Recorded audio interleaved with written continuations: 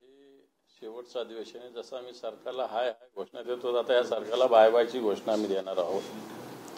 कारण हे सरकार याच्यानंतर पुन्हा येणार नाही.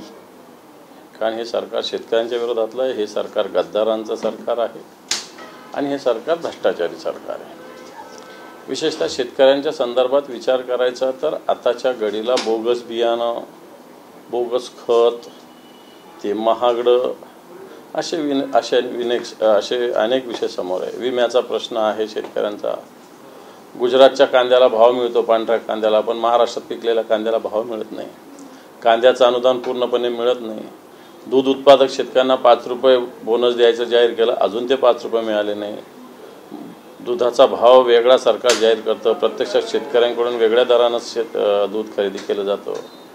या महाराष्ट्रामध्ये वेगवेगळे पेपर फुटत आहेत. पोलीस भरती असेल, वीज मंडळाची भरती असेल, तलाठ्यांची भरती असेल, या सगळ्या ठिकाणी पेपर फुटीचे प्रकरणं घडत आहेत. तरुण वर्ष 2-2 वर्ष अभ्यास करतायत, परंतु कॉपी करणारे पास होतात, अभ्यास करणारे नापास होतात. आणि या सगळ्या विषयावर मग कायद्याने सुव्यवस्थेचं राज्य या महाराष्ट्रात राहिलं का? आता भिवंडीच्या त्या मुलीला ज्या पद्धतीनं मारलं, पोलिसाचा धाक नाही. होर्डिंग पडले, काय केलं महाराष्ट्रात? 8 दिवस बातम्या आल्या, 8 दिवस घोषणा केल्या, पुढे काय झालं? मुंबईतली होर्डिंग असेल का महाराष्ट्रातले होर्डिंग असेल, काय झालं? पुण्यामध्ये संपत्तीवाला एखाद्या बापाचा मुलगा असेल, त्याने 2 लोकांचा जीव घेतला, पोलीस कोणता गुन्हा दाखल करतात? कोणता गुन्हा दाखल केला पाहिजे? आणि म्हणून कायद्याने सुव्यवस्थेचं राज्य या महाराष्ट्रात राहिलेलं नाही. तोही मुद्दा निश्चित या अधिवेशनात राहील. सरकार नुसतं घोषणाबाज सरकार आहे. या महाराष्ट्रात जानेवारीपासून आत्ताचं बोलतोय मी की आजपर्यंत 1150 शेतकऱ्यांनी आत्महत्या केलेल्या आहे. 1150 महाराष्ट्रात शेतकऱ्यांच्या आत्महत्या आहे. पिण्याचा पाण्याचा प्रश्न आज आहे, सिंचनाचा प्रश्न आहे. आज मराठवाड्यात एक बैठक घेतली, वॉटर ग्रीडची घोषणा केली. किती रुपये दिले तर अजून 1 रुपया सुद्धा दिलेला नाही. विदर्भाची अशी स्थिती आहे, उत्तर महाराष्ट्रामध्ये सुद्धा तशी स्थिती आहे, पश्चिम महाराष्ट्रात तशी स्थिती आहे. आपण सरकार नेमकं कोणत्या भागाला खुश करतंय, कोणत्या समाज घटकाला खुश करतंय? आरक्षणामध्ये भांडणं लावतंय, मराठा ओबीसीमध्ये भांडण लावतंय, धनगर आदिवासीमध्ये भांडणं लावतंय. हे सरकार करतंय. सरकार एकीकडे येऊन सरकारचे मुख्यमंत्री वाशीत येऊन मनोज जरांगेंना एक अध्यादेश देतं. त्या अध्यादेशावर झालं काय? ओबीसींना वेगळं सांगतंय, मराठ्यांना वेगळं सांगतंय. आरक्षणाचा जर विषय घेतला तर बिहारमध्ये 65% आरक्षण दिलं होतं, त्याला स्थगिती दिली. आता आपल्या इथे असंच आरक्षण वाढवून दिलेलं आहे. हे राहील का? मला असं वाटतं बिलकुल याच्याविषयी साशंकता समाजाच्या मनात आहे. आपण समाजामध्ये भांडणं लावण्याचं कामसुद्धा या सरकारने केलेलं आहे. म्हणून या सरकारची या भूमिकेविषयी आवाज उठवण्याची भूमिका आमची सर्व महाविकास आघाडीची विरोधी पक्षाची राहील. आंतरराष्ट्रीय संस्था आहे मूडीज म्हणून, त्यांनी भारताला अलर्ट दिला आहे की दिल्लीसह अनेक राज्यांमध्ये पाण्याची भीषण टंचाई असेल पुढे, आणि त्याचबरोबर देशात सामाजिक अशांततेचा धोका देखील निर्माण होण्याची शक्यता आहे, असा इशारा त्या संस्थेने दिलेला आहे. त्याला मूडीजची काय गरज आहे? सत्यता आहे. आज पाण्याचा प्रश्न म्हणजे आज पावसाळ्यात सुद्धा काही ठिकाणी टँकर आहे. पाण्याचा प्रश्न आहे, त्याला मूडीजने सांगितलं म्हणून आपण करायचं अशातला काही भाग नाही.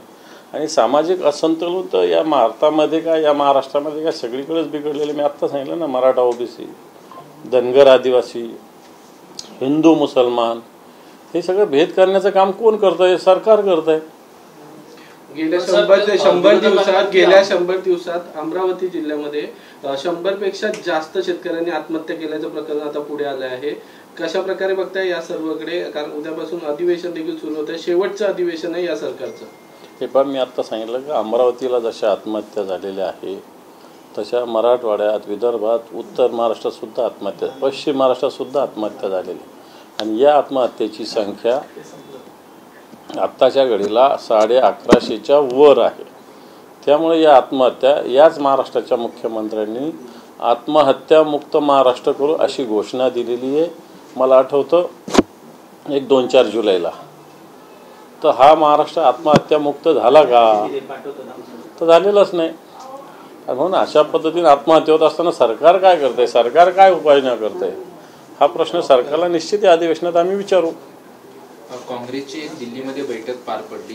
त्या बैठकीमध्ये काँग्रेसच्या नेत्यांचं असं म्हणणं आहे की महाविकास आघाडी म्हणून आम्ही राज्यामध्ये लढू, परंतु ज्याच्या जागा जास्त येतील त्याचाच मुख्यमंत्री असेल, असं काँग्रेसच्या नेत्यांचा महाराष्ट्रातल्या दिल्लीमध्ये.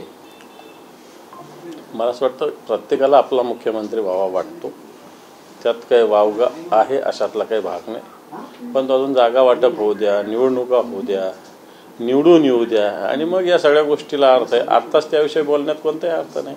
काँग्रेस महाविकास आघाडीच्या काँग्रेस घटक पक्षामध्ये एक शिवसेनेमध्ये कुठे नाराजी आहे का? कारण उद्धव ठाकरे यांनी जिथे जिथे सभा घेतल्या घटक पक्ष मित्र पक्षांच्या, तिथे तिथे त्यांचे उमेदवार जिंकून आले, मात्र ठाकरेंच्या शिवसेनेचे उमेदवार जिंकून आले नाही काही ठिकाणी, आणि जिथे तिथे सभा देखील घेण्यात नाही आलं मित्र पक्षांकडनं. मला वाटतं निमंत्रण आलेलं उद्धवजी एक मोठ्या मनाचे आहे. आम्ही महाविकास आघाडी म्हणून लढलो आणि महाविकास आघाडी म्हणून 31 जागा जिंकलेल्या आहे. आता जे मागचं झालं मागचं त्याच्याविषयी विचार करण्याची आवश्यकता नाही, पण महाविकास आघाडीने या महाराष्ट्रात 31 जागा जिंकल्या हे सत्य आहे.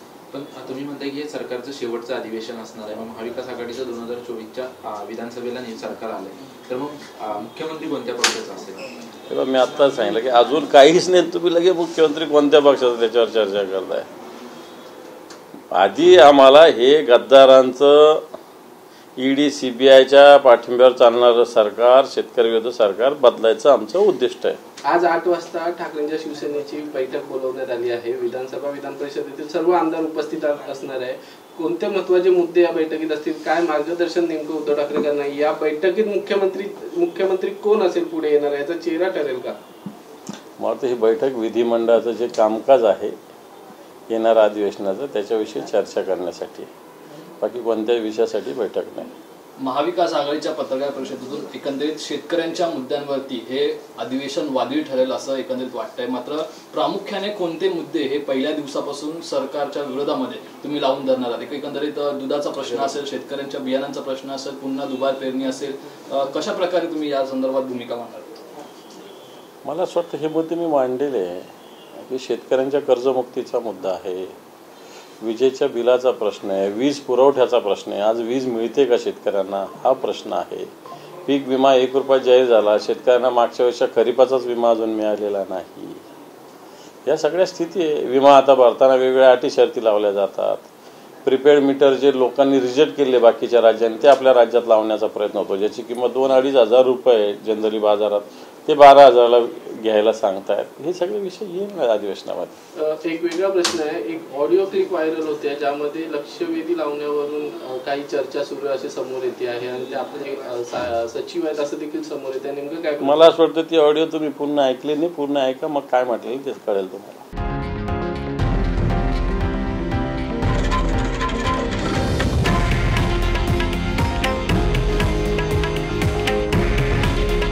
हे आहे देशातील नंबर 1 न्यूज नेटवर्क आणि आपण पाहत आहात TV9 मराठी.